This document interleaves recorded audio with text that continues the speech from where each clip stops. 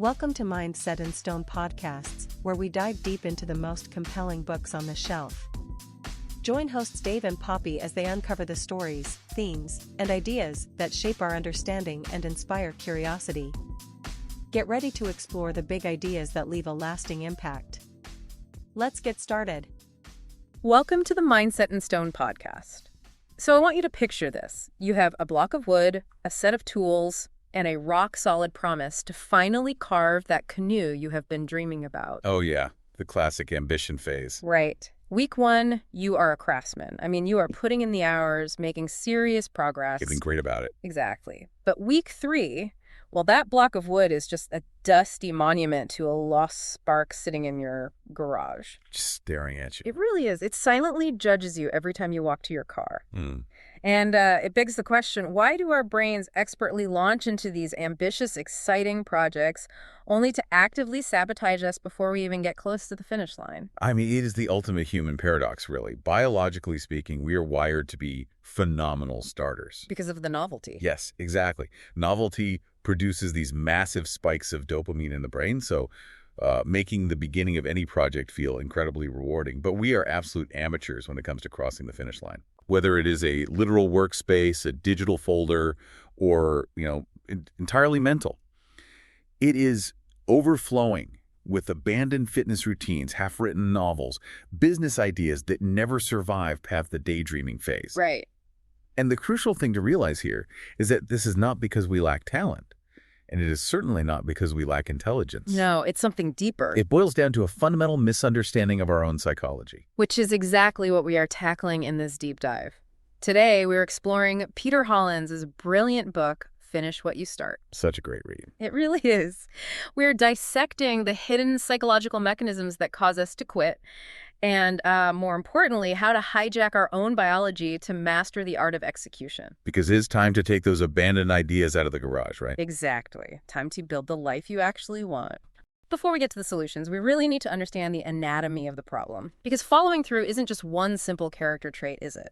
No, not at all. It is a highly complex mechanism. When you understand its individual components, you start to see exactly where the hidden traps are laid. Okay. Think of following through as like an ecosystem. If one element is toxic or missing, well, the entire environment collapses. I actually like to visualize it as a giant Japanese anime robot. Oh, like Voltron? Yeah, like Voltron or the Power Rangers. Yeah. You have all these individual smaller robots that have to lock together perfectly to create one unstoppable machine. I love that. Right. If you are missing an arm or a leg, the robot just falls over.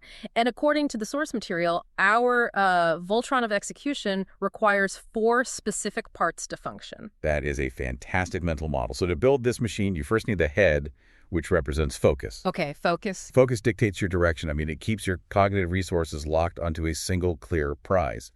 Then you need the spine, which is self-discipline. The structural integrity. Precisely. It keeps your posture upright and allows you to put your head down to work, even when you are, exhausted or surrounded by distractions. Makes sense. What are the hands and feet? That would be action. This is just the simple physical motion of execution, moving from point A to point B in the real world. Got it. And the final piece? Finally, you need the heart, which is persistence. Persistence is that emotional tenacity to stick with your course of action over a prolonged timeline, especially when friction tries to tear you apart. So if we possess all these incredible parts, why do we constantly fail to assemble them? Like, where is the glitch in the system? The glitch usually falls into 2 categories. You have inhibiting tactics and psychological roadblocks. Okay, let's unpack that. Inhibiting tactics first. Yeah, inhibiting tactics are essentially the ways we unconsciously plan against ourselves. Like self-sabotage. Exactly. It is setting vague goals, poor time management, and a trap called productive procrastination. Oh, productive procrastination. I am definitely guilty of that. We all are. This is when you spend endless hours researching, organizing your desk, or, tweaking a spreadsheet so you feel busy, but you actively avoid the actual physical action of executing. It is a totally fake sense of momentum. Exactly. But the psychological roadblocks, those seem far more insidious. This isn't just poor planning. This is our brain actively protecting us from perceived danger. You hit the nail on the head. The brain's primary job is survival, which means avoiding pain. So psychological roadblocks manifest as laziness, fear of judgment, or crippling perfectionism. Perfectionism is a big one. Huge. And perfectionism isn't about having high standards, surprisingly. It is almost entirely born out of deep insecurity. Because if you never finish a project, it can never be judged. Right. And therefore, you can never be rejected. That perfectly explains the story of Esther the baker from the source material. Oh, Esther. Yes, that is a heartbreaking example. She was trapped in this dead-end desk job, fantasizing about launching a home-based baking business, so she could control her schedule and spend more time with her toddler. She even took a 2-week vacation from her corporate job specifically to launch her dream. Right. But she didn't bake a single thing.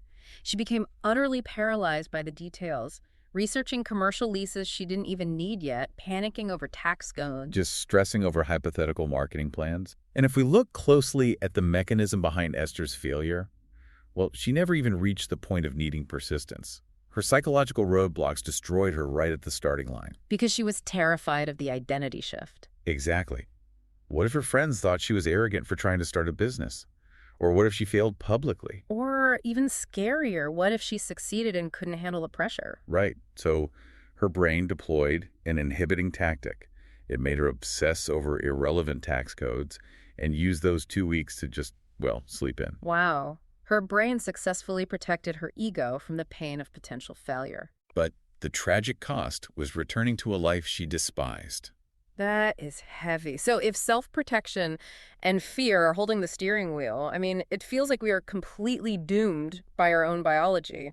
Is there a way we can hijack our natural programming? There absolutely is. Like, how do we power this Voltron robot through the roadblocks when our motivation vanishes the second the work gets hard? Well, to do that, we have to understand a psychological phenomenon called time inconsistency. Okay. Essentially, you have two very different competing versions of yourself living inside your head.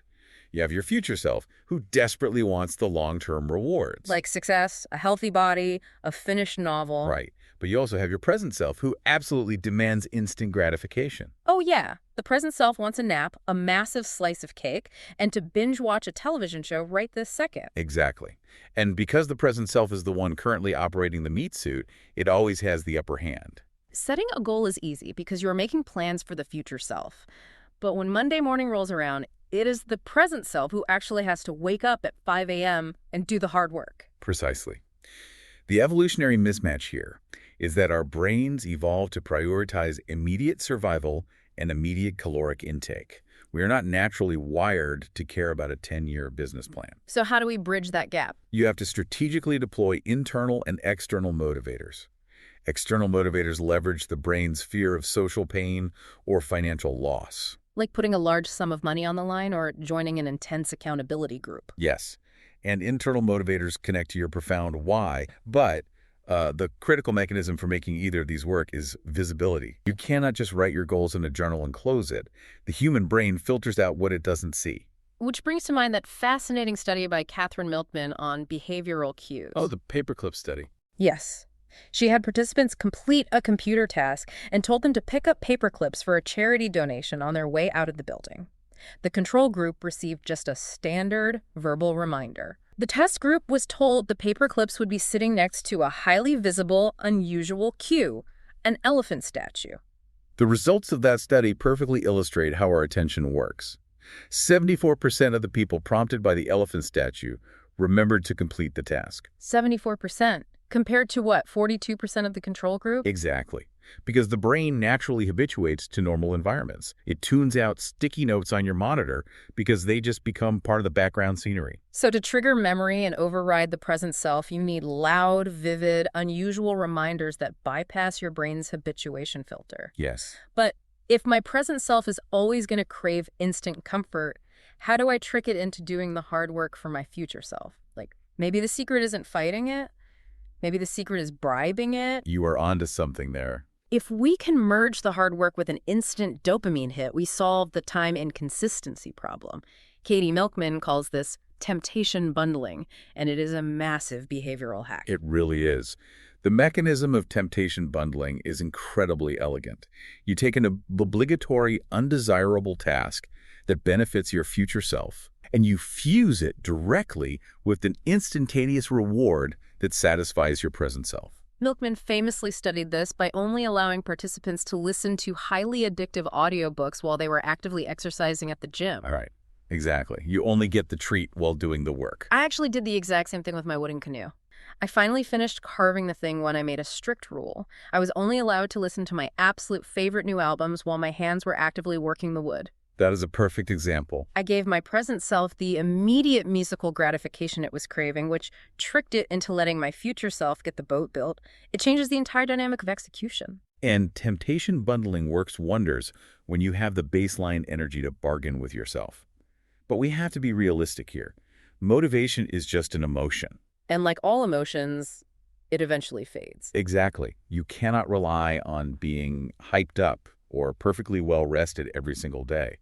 When you are running on empty and the music isn't enough to get you to carve that wood, you need a fail-safe that removes decision-making entirely. A personal manifesto. Yes, you need a manifesto. But doesn't having a strict code of conduct or daily manifesto make life feel rigid and, well, kill creativity? It sounds kind of suffocating. It sounds restrictive, sure, but it is actually the opposite. It frees you. It is the paradox of choice. How so? Well, when you hit a fork in the road, like, do I work on my business proposal or do I watch television? If you don't have a pre-established rule, you have to expend precious cognitive RAM negotiating with yourself. Decision fatigue. Exactly. And your exhausted present self will almost always win that negotiation. But if your manifesto dictates a non-negotiable rule, like I must write 500 words before I turn on a screen, well, the decision is already made. You bypass analysis paralysis and save your mental energy for the actual work. Right. But that requires adopting some pretty bulletproof mental models. If you're going to enforce those rules, you have to rewire how you perceive friction. Yes, the book emphasizes becoming comfortable with discomfort, internalizing the biological reality that change, by definition, feels uncomfortable because it requires forming new neural pathways. And here's is where it gets really interesting. Another crucial mental model is allowing learning. We have to stop viewing execution as a pass-fail exam that determines our worth. I love that reframing. If you view execution as an ongoing scientific experiment, giving up becomes the only true failure. Right. If you finish a project and it totally flops, well, you have gathered critical data for the next iteration. But if you quit halfway through to protect your ego, you learned absolutely nothing. And we cannot ignore how physical stress sabotages these mental models. The concept of projection bias completely blew my mind. Oh, projection bias is a fascinating trick of the endocrine system. When I am exhausted and defeated after a 9-hour workday, I subconsciously assume I'm going to feel exactly that same way tomorrow when I sit down to work on my side project. I convince myself it is hopeless. Right, because when you are tired, your cortisol levels are elevated. Your brain takes your current physiological state and falsely projects it onto your future forecasting. Even though there is absolutely no biological correlation between how exhausted I feel right now and my capacity to perform tomorrow after a good night's sleep. Exactly. But projection bias makes you believe your current fatigue is permanent. Which is exactly why we need cognitive circuit breakers to snap us out of it. And one incredibly practical framework for this is the 10-10-10 rule. The next time you are facing a temptation that threatens to derail your progress, or you are feeling overwhelmed by projection bias, force yourself to pause and ask, how will I feel about this decision in 10 minutes, 10 hours, and 10 days? It re-engages the prefrontal cortex, which is the logical part of your brain, and it overrides the amygdala's demand for immediate comfort. Because in 10 minutes, skipping your workout to eat junk food feels amazing. But in 10 hours, the dopamine crash hits, and you feel lethargic and regretful. And in 10 days, that single lapse in discipline might be the reason you completely abandon your fitness routine. It forces your present self to look the future self squarely in the eye. It really does. And if that isn't enough, there's an even simpler mindset shift. The just 10 minutes rule. Oh, I use this one all the time. If you're doing something incredibly difficult and you desperately want to quit, do not allow yourself to stop immediately. Force yourself to wait just 10 minutes. And conversely, if you want to give in to a bad habit, force a 10-minute pause before indulging. Right. By inserting that mandatory delay, you strip the immediate right out of immediate gratification. You prove to your brain that the overwhelming urge is actually temporary. And 9 times out of 10, you build enough momentum in those 10 minutes to just keep working. But here is the harsh reality. You can master timing consistency. You can build an ironclad manifesto. And you can employ the 10-minute rule flawlessly. But If your environment is filled with traps, your willpower will eventually shatter. Because we are highly adaptive creatures and we reflect our surroundings. Exactly. To truly execute, we have to engineer our environment for success. So if we are talking about environmental traps, we have to talk about the myth of multitasking because we all secretly believe we are the exception to the rule. Oh, absolutely. We think we can draft a complex report, monitor our email inbox, and keep one eye on a group chat all at the same time without losing a step. We all think that, and neuroscience proves we're all entirely wrong. A researcher named Sophie Leroy published a groundbreaking paper on a devastating cognitive phenomenon called attention residue. Attention residue. Yes. She discovered that when you switch from task A to task B, your attention does not seamlessly transfer. Your prefrontal cortex struggles to close the loop on the first task. Meaning a thick residue of your cognitive resources remains stuck on task A even while your eyes are looking at task B. It is exactly like leaving 20 heavy applications running in the background of your laptop. Yes. You are staring at the screen wondering why the battery is rapidly draining and the mouse is lagging. But it is because you haven't actually closed out of anything. That is the perfect analogy. Every single time you glance at an incoming email while trying to write a proposal, you open another background app that completely destroys your processing power.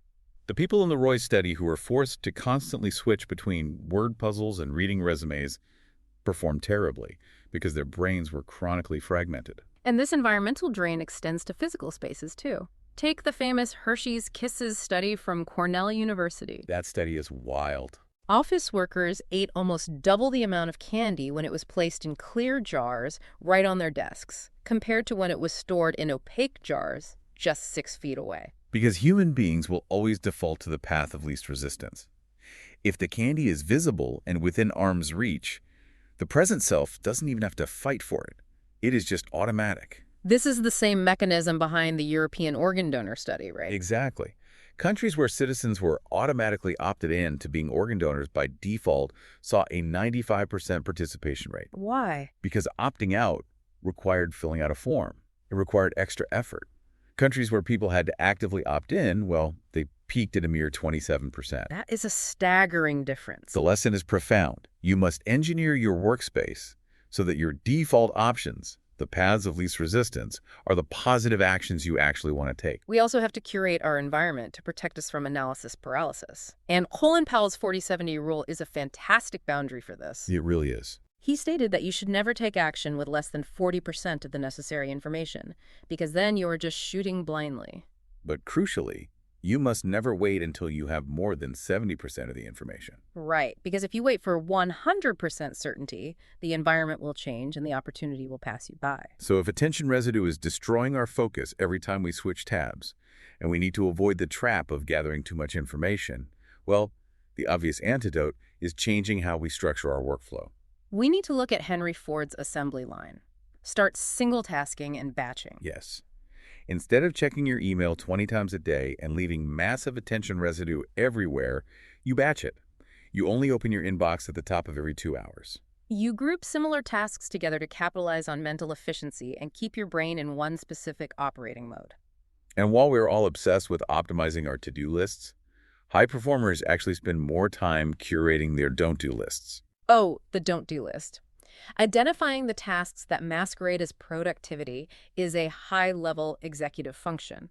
You have to actively write down the vicious time suckers. Like the tasks you are waiting on other people for, or the trivial busy work with diminishing returns. Right. If you are agonizing over the font choice on a presentation when you haven't even written the core data yet, you are hiding. Put it on the don't-do list and deliberately ignore it. So, we have cleared our environment, we have built a manifesto, and we understand our biological roadblocks. But there is one final critical piece. Even in a perfectly engineered environment, we will still fail if we rely purely on self-discipline. Because willpower is finite.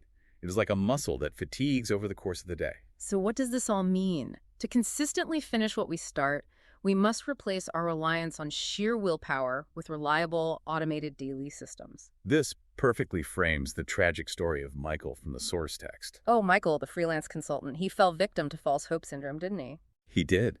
He experienced a massive dopamine spike by setting wildly unrealistic expectations for rapid overnight change. He designed a life where he was going to work insane 12-hour days, starting at 5 in the morning, all while managing a newborn baby. Which is just biologically unsustainable.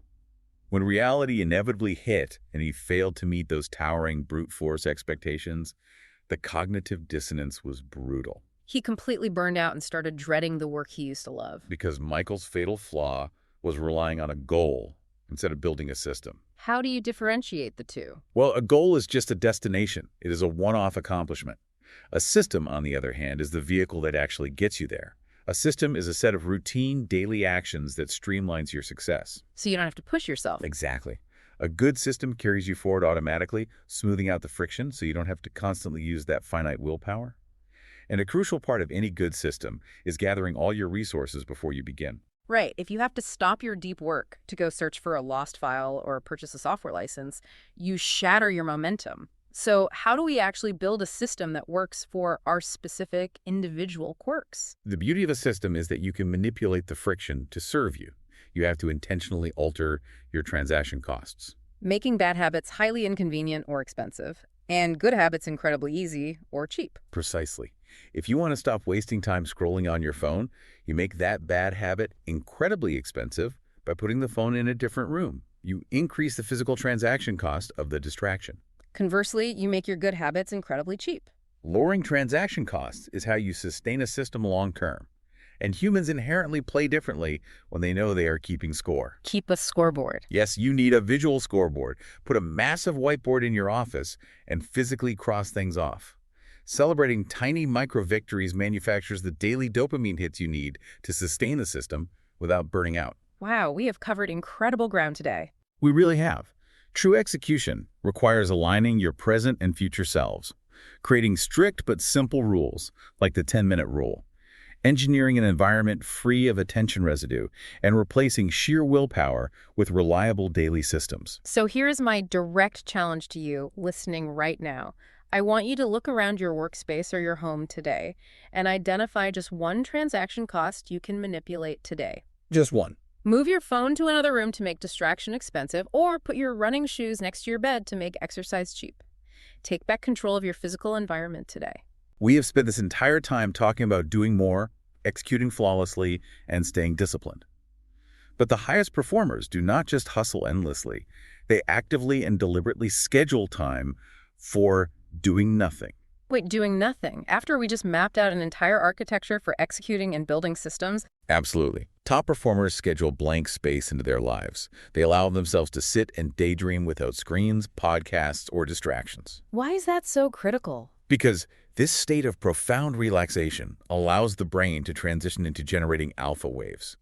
And alpha brainwaves are directly associated with creative breakthroughs, enhanced memory consolidation, and profound happiness. So sometimes the ultimate key to finally carving that wooden canoe or launching that business isn't about pushing harder or finding a better productivity hack. Not at all. It might just be giving your brain the absolute permission to completely power down, generate those alpha waves, and remember exactly why you picked up the tools in the first place. Go manipulate that transaction cost today, and we will see you on the next deep dive. We hope you're leaving with fresh insights and a spark of inspiration. Remember to subscribe, leave a review, and check back for more episodes as we dive into new worlds of thought, one book at a time. Until then, keep your mind set in stone and your curiosity open. This has been a Big L Riz Media podcast, where big ideas meet lasting impressions.